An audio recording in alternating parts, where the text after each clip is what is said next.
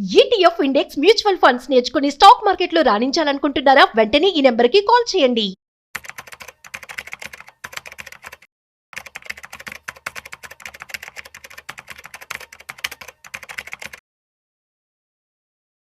నమస్తే, welcome to Vishnu talks. నేను విష్ణు. ప్రస్తుతంతో పాటు senior stock market analyst Sundararamareddy గారు ఉన్నారు. వారితో మాట్లాడదాం. సార్ నమస్తే. సార్ సుందరరామరెడ్డి గారు నమస్తే sir. Welcome to Vishnu talks. So Sundararamareddy గారు, ఇవాళ మార్కెట్ క్లోజింగ్ ఎక్కడో చూద్దాం. 21 జనవరి వెడ్నెస్డే మార్కెట్ క్లోజింగ్ చూద్దాం.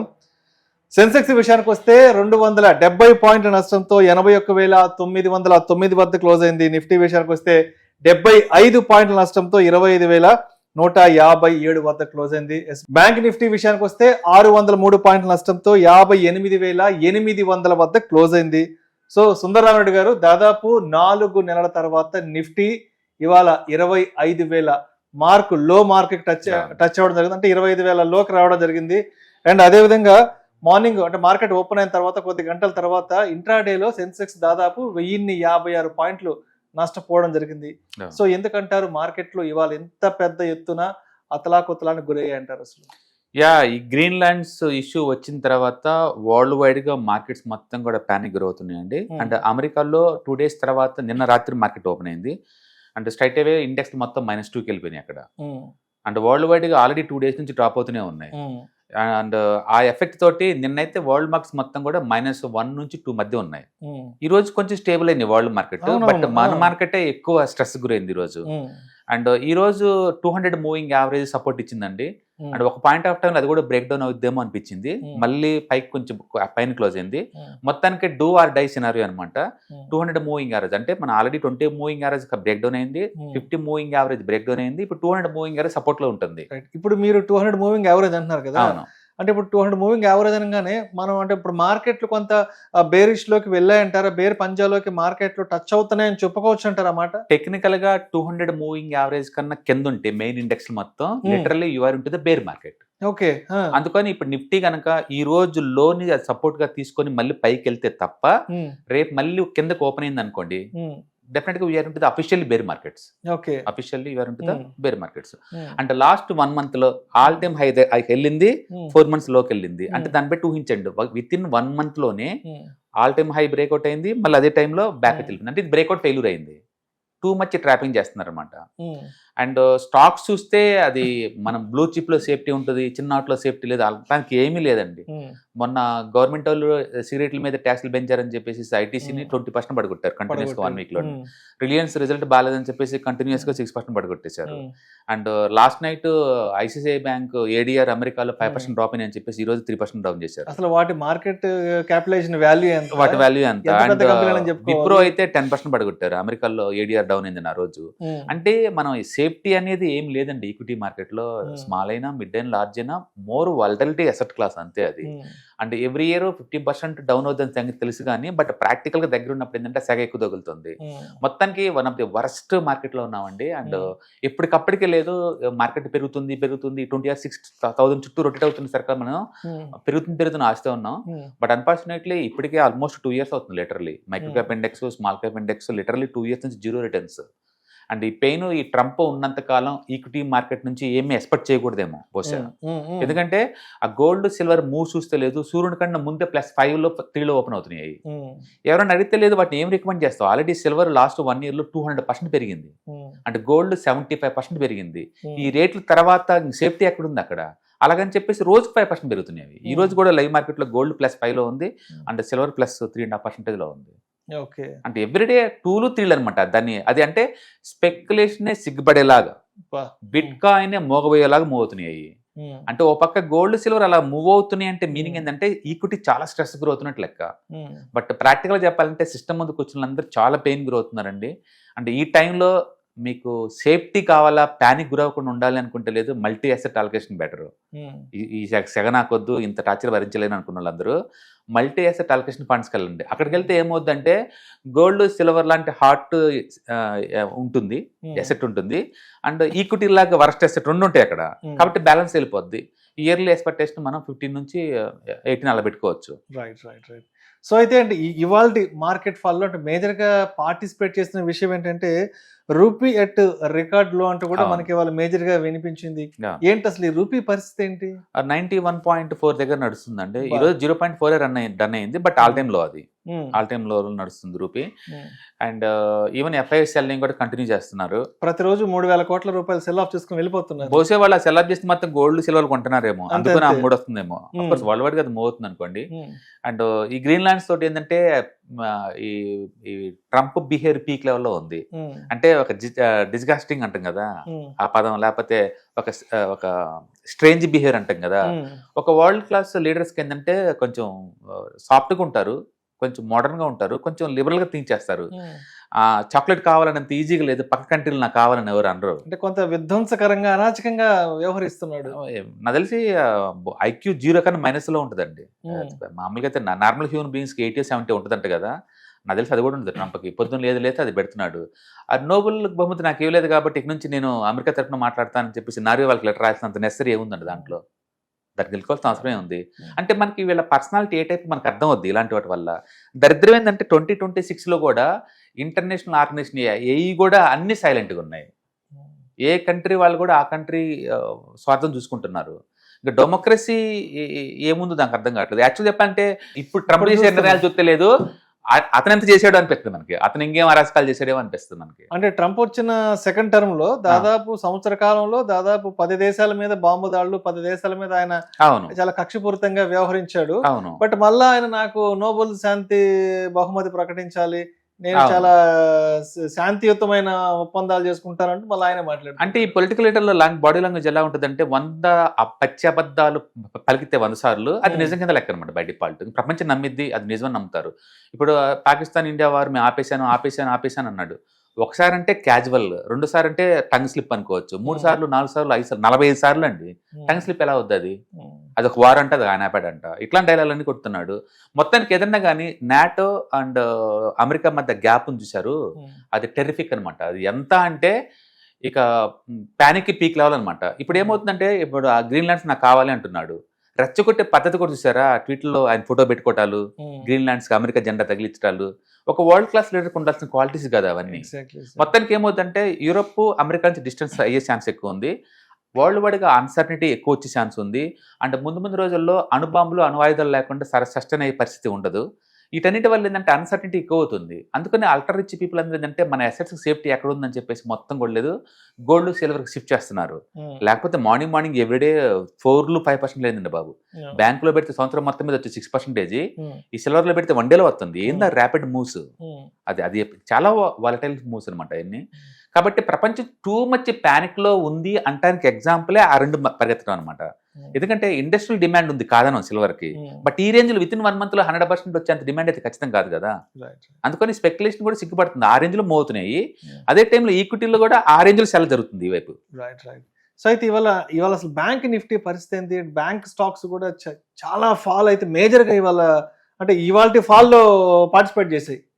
యాక్చువల్గా మొన్న సండే కల్లా ఏం జరిగిందంటే నిఫ్టీ హెవీ వెయిట్స్ ఏతో ఉన్నాయో, రిలయన్స్ రిజల్ట్ వచ్చింది, ఐసిఐసిఐ బ్యాంక్ రిజల్ట్ వచ్చింది, అండ్ మిగతా బ్యాంక్స్ ఉన్నాయి కదా, హెచ్డిఎఫ్సి బ్యాంక్ రిజల్ట్ వచ్చినాయి. ఇవన్నీ ఒక రిజల్ట్ వచ్చి ఇన్ఫోసిస్ వచ్చింది, టీసీఎస్ వచ్చి రిజల్ట్ అన్ని వచ్చేసింది అనమాట ఒకేసారి. వచ్చినప్పుడు మండే మార్కెట్లో ఏంటంటే రిలయన్స్ సింగిల్ డిజిట్ గ్రోత్ చాలా డిసప్పాయింట్ చేసింది. అండ్ ఐసిఐసిఐ బ్యాంక్ అయితే వాళ్ళు ప్రాఫిట్ అనుకున్న దానం తగ్గింది. ఇక దాంతో ఏంటంటే మార్కెట్ బాగా డిసప్పాయింట్ అయింది. అప్పటి నుంచి ఐసిఐసిఐ బ్యాంక్ పట్టణం స్టార్ట్ అయింది. మీరు బాగా చూసారనుకోండి, ఎస్బీఐ పెరుగుతుంది, యాక్సిస్ పెరుగుతుంది, కొటాక్ పెరుగుతుంది, హెచ్డిఎఫ్సి ఈ 2 ఇన్క్లా అవుతున్నాయి, హెవీ వెయిట్స్ అన్ని ఇన్క్లా అవుతున్నాయి. దాంతో మండే ట్యూస్డే 3 రోజుల నుంచి బ్యాంక్ నిఫ్టీ పడుతుంది. బట్ స్టిల్ ఇండియాలో ఈ పాయింట్ ఆఫ్ టైంలో టాప్ మోస్ట్ బాగా స్ట్రాంగ్ ఉన్న సెక్టర్ అంటే మెటల్ ఇండెక్స్, ఆ తర్వాత పిఎస్సి బ్యాంక్స్, ఆ తర్వాత ప్రైవేట్ బ్యాంక్స్, ఆ తర్వాత మైక్రో ఫైనాన్స్. ఇప్పటికీ ఫినాన్స్ స్ట్రాంగ్ గా ఉంది ఎంటైర్ ఇండియాలో మిగతా సెక్టర్స్ తో పోల్చుకుంటే ఇప్పుడు ఈ పాయింట్ ఆఫ్ టైం లో కూడా. అండ్ అదేవిధంగా ఇండియా విఎక్స్ కూడా పరిస్థితి ఏంటి అసలు? ఈ రోజు 10% అండి, అది 2 days నుంచి ఇప్పుడు పెరుగుతూనే ఉంది. బట్ ఎంత పెరిగినా బిలో 30 ఉంది, ఇట్స్ నార్మల్ అది. బట్ ఏదైనా సరే విఎక్స్ 10% పెరగడం అనేది పానిక్ లెవెల్ అనమాట. అది ఎంటైర్ మార్కెట్ చాలా పానిక్ అవుతుంది. Small caps, micro cap, SME stocks అయితే మరీ బ్లడ్ పడుతుంది అంటే తక్కువ పదం ఆడినట్లు లెక్క. టూ మచ్ బ్లీడింగ్ అండి. బెటర్ ఏంటంటే 50% ETFs కి మ్యూచువల్ ఫండ్స్ షిఫ్ట్ చేయండి. అవి పడవంటే అవి పడతాయి, బట్ ఇంత ఈ బ్లడ్ తో పోల్చుకుంటే ఆ డ్రాపింగ్ చాలా సేఫ్టీగా ఉంటుంది అనమాట. ఈక్విటీ మార్కెట్ మరీ టూ మచ్ గా టైర్ అయిందండి. అంటే దాన్ని భరించడం ఎవరికైనా కొంచెం కష్టం ఈ పాయింట్ ఆఫ్. అయితే ఇప్పుడు ట్రంప్ ఫియర్స్ గ్లోబల్ మార్కెట్స్ కి పెద్ద ఎత్తున ఉన్నాయి. మన ఇండియన్ మార్కెట్స్ కూడా ట్రంప్ ఫియర్స్ తో కొంత అనిశ్చితి, కొంత వాలటాలిటీ ఉంది కాబట్టి ఈ టైంలో పర్టికులర్ గా ఏ సెక్టార్స్ బాగా దెబ్బతినే అవకాశం ఉందంటారు ఈ ట్రంప్ భయాల వల్ల? బేసికల్గా సెక్టర్ స్పెసిఫిక్ మనం మాట్లాడలేమండి. ఎందుకంటే కొన్ని సపోజ్ టెక్స్టైల్స్ ఉంది అనుకోండి, ఆల్రెడీ బాగా డ్రాప్ అయినండి, ఇంకా ఫర్దర్ డ్రాప్ అవడానికి ఏం లేదు. బట్ అదే టైంలో ఇంటర్నేషనల్ లెవెల్లో మనం అందరితో టైప్ అవుతున్నాం. లైక్ ఇప్పుడు ఈవెన్ యూరోపియన్ యూనియన్స్ తో కూడా టైప్ కాబోతున్నాం. యూరోపియన్ యూనియన్ జనాభా ఆల్మోస్ట్ 70 కోట్లు, పెద్ద మార్కెట్ అది. అండ్ రష్యా వాళ్ళతో కూడా టైప్ అయ్యాం, ఆల్రెడీ న్యూజిలాండ్తో టైప్ అయ్యాం, ఆస్ట్రేలియాతో కూడా టైప్ అయ్యాం, ఎక్సెప్ట్ అమెరికా అన్నిటితో టైప్ అవుతున్నాం. కాబట్టి ఇప్పుడు ఏదైతే ప్యానిక్ లో అనిపించినాయి అవన్నీ కూడా రికవరీ ఛాన్స్ ఎక్కువ ఉంది. అండ్ రెండోది ఎకానమీ చాలా స్ట్రాంగ్ టైర్ అవుతుంది. ఈవెన్ ఎక్స్టర్నల్ ప్రెజర్స్ ఉన్నా సరే ఈ పాయింట్ ఆఫ్ టైంలో. అండ్ ఎవ్రీ ఇయర్ మన లిటరలీ 1 ట్రిలియన్ జీడిపిని మనం యాడ్ చేయబోతున్నాం నెక్స్ట్ కపుల్ ఆఫ్ ఇయర్స్ వరకు కూడా. అదన్నీ బ్రాడ్ పాయింట్ ఆఫ్ లో అనమాట. But short term point of లో మాత్రం ఈ ప్యానిక్ భరించాల్సిందే. అందుకని ఎవరైనా సరే నాకు ఈ స్ట్రెస్ నాకు వద్దు అనిపించింది అనుకో, మీకు సింగిల్ అసెట్ ఎప్పుడు స్ట్రెస్ ఏనండి. మనం గోల్డ్ చూసి మురిసిపోవాల్సిన పని లేదు, ఈక్విటీ చూసి పెయిన్ గురవాల్సిన అవసరం లేదు. మీరు సింగిల్ అసెట్ క్లాస్ లో కనుక్కుంటే పెయిన్ ఖచ్చితంగా ఉంటుంది. అది ఒక్కోసారి లక్ వల్ల అది అటు తారుమారు అవుతుంటది. నాకు మల్టీ అసెట్ లో ఉంటే ఇంత పెయిన్ ఉండదు మీకు. ఓకే, అండ్ మీకు భరిస్తారు అనుకుంటే మంచి మంచి companies long term point of ఉంచుకోవచ్చు. బట్ ఈక్విటీ మార్కెట్లో ఎవ్రీ ఇయర్ యావరేజ్ మీద 10 to 15% పట్టడం నార్మల్ అనే విషయం ఒప్పుకోవాలి. ఎందుకంటే ఈ పట్టం అనేది లాస్ట్ ఇయర్ అక్టోబర్లో పడింది కదా, మళ్ళీ తర్వాత 4 months లో రికవర్ అయింది కదా, మళ్ళీ మార్చి నుంచి రికవర్ అయింది కదా, మళ్ళీ ఇప్పుడు పడుతున్నా సరే 2 నెలలు రికవర్ అవుతుంది. మార్కెట్ ఎప్పుడు అంతే ఉంటుంది. బట్ అదే టైంలో పోర్ట్ఫోలియో కూడా డ్రాడౌన్ కాకుండా చూసుకోవాలనుకుంటే మాత్రం డెఫినెట్గా సేఫ్ సైడ్ ఉండాల్సిందే. అందుకని ఈక్విటీ మార్కెట్ ఎక్కువ అలకేట్ చేసేసి మిగతా అసెట్ క్లాస్ తక్కువ అలకేట్ చేసిన వాళ్ళకి పెయిన్ ఎక్కువ ఉంటుంది. బట్ మ్యూచువల్ ఫండ్స్లో కూర్చొని సేఫ్టీ ఉంటుంది, ఈటీఎఫ్స్లో తీసుకోండి సేఫ్టీ ఉంటుంది. తక్కువ పడతాయి, మరీ పడవని చెప్పలేదు కానీ తక్కువ పడతాయి. బట్ స్టాక్ స్పెసిఫిక్ మాత్రం అవును టూ మచ్ పడతాయి. రోజు 20% పట్ట మామూలు షేప్ అయిన కొన్ని స్టాక్స్కి అయితే. సో మరి మార్కెట్స్ ఎక్కడ సపోర్ట్ అండ్ రెసిస్టెన్స్ ఎక్కడ తీసుకునే అవకాశం ఉందంటారు? ఇప్పుడు వెరీ క్రూషియల్ లెవెల్లో ఉందండి Nifty. And 200 moving average support లో ఉంది. రేపు చాలా ఇంపార్టెంట్. రేపు కనుక అది బ్రేక్ డౌన్ అయిందనుకోండి, ఇక పోర్ట్ఫోలియో క్లోజ్ చేసుకుని సైడ్ కూర్చోవడం బెటర్. నెక్స్ట్ లెవెల్ ఎక్కడ ఉందంటే మళ్ళీ 2500 దగ్గర ఉంది సపోర్ట్. నెక్స్ట్ లెవెల్ నేను చార్ట్లు మీకు షేర్ చేసాను చూడండి. టెక్నికల్ గా ఏంటంటే మూవింగ్ యావరేజ్ 3 కన్నా కిందకి వెళ్ళిపోయింది అనుకోండి, చాలా మంది ఇంక బయటకు వెళ్ళిపోతారు. దాన్ని డెడ్ క్యాట్ అంటారు మనం బేసికల్. ఓకే, అంటే డెత్ క్రాస్ దాటింది అంటారు దాన్ని. 200 మూవింగ్ యావరేజ్ కిందకి వెళ్ళిపోతే తిరిగి మళ్ళీ ఎప్పుడు బయటకు వస్తే మనకే తెలియదు. అంటే స్టాక్ పరంగా చూసుకుంటే సూపర్గా ఉంటుంది అనిపిస్తుంది. రిలయన్స్ మంచి కంపెనీ అనుకుంటాం ఇట్లా విడిగా చూసుకున్నప్పుడు. అండ్ ఎకానమీ పరంగా చూసుకుంటే సూపర్, జిఎస్టీ కలెక్షన్ అయినా ఎకానమీ స్ట్రాంగ్ ఉంది అనుకుంటాం. అండ్ బట్ ఓవరాల్ చూసుకుంటే మాత్రం ఆ పడే పద్ధతి చూస్తుంటే చాలా ప్యానిక్, చాలా పెయిన్ అనిపిస్తుంది. అంటే పర్టికులర్గా ఎంటీఎఫ్లో కొన్న అకౌంట్లు కొన్న వాళ్ళందరికీ చాలా పెయిన్, ఫీచర్స్ ఆప్షన్స్ లివరేజ్ ఆడే వాళ్ళకి చాలా పెయిన్ ఉంటుంది ఈ టైంలో. అండ్ ఎవరి పోర్ట్ఫోలియోని వాళ్ళు సేఫ్టీగా చూసుకోవడం చాలా ఇంపార్టెంట్. అందుకని లిటిల్ బిట్ కన్జర్వేటివ్ ఉంటే చాలా ఇంపార్టెంట్. అంటే రిస్క్ని డైవర్సిఫై చేయమంటాను ఈ టైంలో. రైట్. సో అయితే లాస్ట్ 3 days నుంచి మార్కెట్లో కంప్లీట్ కొంత బ్లడ్ బాత్లో జర్నీ అవుతుంది కాబట్టి, సో అంటే రేపటికి 22nd January థర్స్డేకి మార్కెట్స్ ఎలా ఉండే అవకాశం ఉందంటారు? నో, ఏదన్నా కానీ ఈరోజు లోయెస్ట్ చాలా ఇంపార్టెంట్. అది కనుక క్రాక్ అయిందంటే మాత్రం ఇంకొక 500 మూవ్ డౌన్ సైడ్ ఎక్స్పెక్ట్ చేయండి. అందుకని మనం పడింది కాబట్టి ఇంక పాజిటివ్గా అవుద్దేమో అనుకునే బదులు చార్ట్ పరంగా చాలా వీక్గా ఉన్నాయి. అన్ని సెక్టర్స్ కూడా చాలా చాలా వీక్గా ఉన్నాయి. రికవరీ అయినా సరే మార్కెట్ లేదు, కపుల్ ఆఫ్ డేస్ రెస్ట్ తీసుకునే ఛాన్స్ ఎక్కువ ఉంది. కాబట్టి రేపు ఇంపార్టెంట్. రేపు కనుక బ్రేక్ డౌన్ ఏంటంటే ఇంకొక 500 పాయింట్ల కిందకి ఎక్స్పెక్ట్ చేయండి, ఇంకా 500 పాయింట్లు. రేపు కనుక సస్టైన్ కనుక అయిందనుకోండి మళ్ళీ మార్కెట్ లిటిల్ బిట్ రికవరీ అయ్యే ఛాన్స్ ఎక్కువ ఉంది. ఏదైనా కానీ ఈ 1 week లో జరిగిన డామేజ్ రికవరీ కావడానికి టేక్ మంత్స్ టైం. మళ్ళీ మార్కెట్ ఆల్ టైమ్ హైకి వెళ్ళాలంటే it may take 2-3 months time. అంటే బడ్జెట్ కనుక ఏమాత్రం డిసప్పాయింట్ చేసినా అండ్ ఫర్గెట్ అబౌట్ 2026 ఇంకా ఆపలేం మార్కెట్ ఫాల్ని కదా. అవును, ఎందుకంటే ప్రస్తుతానికి ఉన్న హోప్ ఏంటంటే February 1st బడ్జెట్ అలొకేషన్ మీద ప్రస్తుతానికి మార్కెట్ హోప్ పెట్టుకోండి.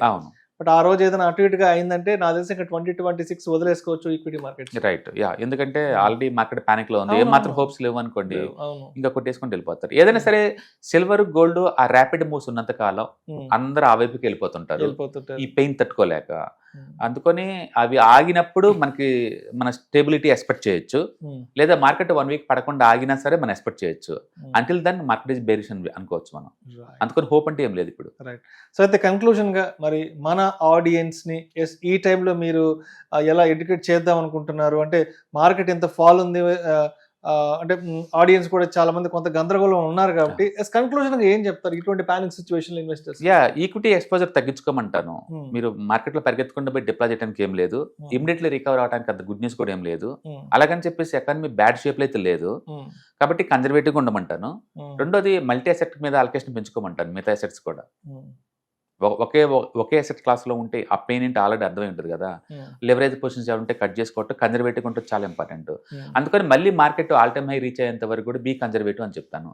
అంటే ఎస్ఐపీలో మ్యూచువల్ ఫండ్స్ వీటి కంటిన్యూ చేసే వాళ్ళు ఎంత చక్కగా కంటిన్యూ చేసుకోవచ్చు, ఎందుకంటే డిస్కౌంట్ సేల్ నడుస్తుంది కదా, పడ్డప్పుడు ఎక్కువ గ్యాదర్ చేసుకోవచ్చు కదా, వాళ్ళకి వచ్చి ఇబ్బంది ఏం లేదు. ఎందుకంటే mutual fund still 31,000 crores per month వస్తున్నాయి మార్కెట్లోకి. అవన్నీ కూడా కంటిన్యూ చేసుకోండి, ఎందుకంటే మళ్ళీ మార్కెట్ ఆల్ టైమ్ బ్రేక్అవుట్ అయింది అనుకోండి, అప్పటికి ఎక్కువ యూనిట్లు గ్యాదర్ అవుతాయి కదా. అందుకని మార్కెట్ మంచిదే అన్నట్టు వాళ్ళకి మంచిదే. బట్ స్టాక్ స్పెసిఫిక్ పెట్టిన మాత్రం చాలా పెయిన్. అది రిలయన్స్ కావచ్చు, టీసీఎస్ కావచ్చు, విప్రో కావచ్చు, ఏదైనా సరే అన్ని పడిపోయింది. అండ్ ఇంకొక విషయం కూడా స్పష్టంగా చెప్పండి, ప్రస్తుతానికి ఈక్విటీ మార్కెట్స్ మీరు చెప్పినట్టు చాలా బేరిష్ లోకి వెళ్తున్నాయి. ఆల్మోస్ట్ ఆల్ టైమ్ హై నుంచి 85-86 నుంచి ప్రస్తుతానికి మళ్ళీ 81కి వచ్చేసాము. నిఫ్టీ కూడా ఆల్మోస్ట్ ఒక 3-4 months లోకి వచ్చేసేసింది. అంటే ఇప్పుడు కొత్తగా మార్కెట్లోకి ఎంట్రీ అవుదాం, కొత్తగా మార్కెట్లోకి ఆపర్చునిటీ తీసుకుందాం అనుకున్న వాళ్ళకి ఏం చెప్తారు? This is the best time, ఎందుకంటే డిస్కౌంట్ సేల్ నడుస్తుంది కదా. డిస్కౌంట్ సేల్ నడుస్తుంది, this is the best time. ఎందుకంటే మార్కెట్ లో పట్టణం లేకపోతే కామన్ థింగ్ అండి. మనం ఇప్పుడే కాదు, ఈవెన్ 2 years బ్యాక్ కూడా చెప్పిన ఇప్పుడు పడింది మార్కెట్, హిస్టరీలో పడింది, రేపు కూడా పడింది అని చెప్పాము. ఎవ్రీ ఇయర్ పడుతుంది బై డిఫాల్ట్. అందుకని 2027 లో కూడా మార్కెట్ పడింది ఖచ్చితంగా 15%, అందులో డౌట్ లేదు. మళ్ళీ ఇలాంటి వీడియోలు చేసుకుంటూ కూర్చుంటాం. అంటే మార్కెట్ పట్టడం లేవటం అది మామూలు విషయం. కాబట్టి ఇప్పుడు కొంచెం వాలటిలిటీ ఎక్కువైపోయింది, అగ్రెసివ్నెస్ ఎక్కువైపోయింది, ఎందుకంటే ట్రంప్ ట్వీట్స్ వల్ల. అందుకని ట్రంప్ ఉన్నంత కాలం ఏదో ఒక డైలాగ్ పడుతూనే ఉంటాడు. మీరు నిన్న చూసారో లేదో, ఫ్రెంచ్ వాళ్ళ ఆల్కహాల్ మీద 200% ట్యాక్స్ చేస్తా అన్నాడు. అంటే నిద్రపోయి లేవగానే రాత్రి ఏ కాలం వస్తే మార్నింగ్ అది వాగుతున్నాడు. అంతే తప్ప అది ఒక ప్రజాస్వామ్యం, ఒక పార్లమెంట్, ఒక అప్రూవల్స్ ఇవేం లేవు, నోటికి ఏదొస్తే అంతే అనమాట. ఇంకొక 3 ఏళ్ళు ఈ అరాచకాలను మనం చూస్తూ మీరు హిట్లర్ డిక్టేటర్షిప్ ప్రాక్టికల్ గా చూడలేదు అనుకున్న వాళ్ళకి ఒక ఛాన్స్ అనమాట. ఇప్పుడు చూడొచ్చు, అతను ఎలా చేసి ఉండొచ్చు అని ఊహించుకోవడానికి ప్రాక్టికల్ ఎగ్జాంపుల్ అనుకోవచ్చు. అతను చూసే పరిపాలన ఎలా పరిపాలించాడు అంటానికి ఒక ఎగ్జాంపుల్. అంటే అప్పట్లో భౌతికంగా దాడులు, అణ్వాయుధాల దాడులు చేశారు. బట్ ఇప్పుడు ఏంటంటే సోషల్ మీడియా వాణిజ్య పరంగా సోషల్ మీడియా వేదికగా జరుగుతున్న దాడులు, మాట్లాడితే టారిఫ్ అంతే. ఏమన్నా అవతల దేశాలు మాట్లాడితే టారిఫ్. రేపటి నుంచి ఎల్లుండి నుంచి దీనికి అసలు ప్రొసీజర్ అంటే ఏం లేదు ఇంకా అంత లేదు. అంత ప్రొసీజర్ అంటే ఏం లేదు. చాలా ఫన్నీగాను వరల్డ్ రెస్పాన్స్ చూస్తే కూడా చాలా ఫన్నీగా అనిపిస్తుంది. అంటే గుర్తుపెట్టుకోండి, వరల్డ్ మొత్తం మీద బిగ్గెస్ట్ ట్యాక్సెస్ ఇప్పటికి ఇండియా మీద ఉంది 50%. మనం సైలెంట్ గా బేర్ చేస్తాం లాస్ట్ 6 months నుంచి సైలెంట్ గా బేర్ చేస్తాను. అండ్ మన జ్యువెలరీ సెక్టర్ ఎఫెక్ట్ అవుతుంది, అండ్ కోల్డ్ స్టోరేజ్ సంబంధించిన స్టాక్స్ అన్ని ఎఫెక్ట్ అవుతున్నాయి. అండ్ నెక్స్ట్ వచ్చే టెక్స్టైల్స్ ఎఫెక్ట్ అవుతున్నాయి, డైమండ్ జ్యువెలరీ సెక్టర్ ఎఫెక్ట్ అవుతుంది. అంటే అన్ని అయినా సరే ఆ పెయిన్ భరిస్తున్నాం, మనం ఉంటూనే ఉన్నాం. ఆ పెయిన్ భరించడం మంచిది అయిపోయింది. లేకపోతే యూరోప్ వాళ్ళందరూ దగ్గర పోయి అతను పొడి ఏం చేశారని మళ్ళీ ట్యాక్స్ వేస్తున్నాడు కదా. అంటే ఎలా ఉందంటే అగ్గిపేట నుంచి ఏరోప్లేన్ వరకు ప్రతి రంగం ఎఫెక్ట్ అవుతుంది. అండ్ నెక్స్ట్ మంత్ కల్లా ఈ గ్రీన్లాండ్స్ ఇష్యూస్ కనుక రిజాల్వ్ కాకపోతే యూరోప్ మీదలో ఉన్న 10 countries మీద మళ్ళీ 10% ట్యాక్స్. అంటే జూలై కల్లా రిజాల్వ్ కాకపోతే 25% ట్యాక్స్. మరి ఆ ఇష్యూకి వాళ్ళకి సంబంధం ఏంటో మరి ఎవరికి అర్థం కాదు అది. గ్రీన్లాండ్స్ అంటే నాకు ఏమైనా కావాలంటే రేపొద్దున వచ్చేసి నాకు చార్మినార్ కావాలంటే కూడా మనం కామ్గా ఉండాలేమో. ఈ లాజిక్ ఆ లాజిక్ సంబంధం అలా అందు మనం అనుకుంటున్నాం అంతే. లాజిక్ ఏముంది? రేపు వచ్చి నాకు ఇండియాలో పలానా కర్ణాటక కావాలి, పలానా ఆంధ్ర, పలానా తెలంగాణ కావాలంటే అంత లూజ్ గా బిహేవ్ చేస్తాడు. ఎంటుంది అది అంత లూజ్ గా బిహేవ్ చేస్తున్నాడు. అంటే ఈవెన్ పర్సనల్ మెసేజెస్ కూడా పబ్లిక్ డిస్ప్లే చేస్తున్నాడు. అంటే ఏ టైప్ పొలిటీషియన్ విల్ డిసైడ్, మీరు అర్థం అవుతుంది అసలు. అంటే ఎథిక్స్ లేవు, లూజ్ టాక్స్. అండ్ ఇప్పటిదాకా మనం అమెరికన్ పబ్లిక్ ఓట్లేసి గెలిపించిన వాళ్ళందరూ లేదు, కొంచెం బుర్ర ఉంటుందేమో అనుకున్నాం. ఇండియా వాళ్ళు వేరే బెటర్ వాళ్ళతో పోల్చుకుంటే. రైట్, చూద్దాం ఇంకా ఎంతవరకు ఈ మార్కెట్ లో ఫాల్ ఉంటాయి ఏంటో, తర్వాత ట్రంప్ డెసిషన్స్ ఫర్దర్ గా ఎలా ఉంటాయి ఏంటో, అవి మార్కెట్ ని ఎంతవరకు ఇంపాక్ట్ చేస్తాయి అన్నది కూడా ఫర్దర్ వీడియోస్ మాట్లాడుకుందాం sir. Thank you so much Sundara Rao గారు.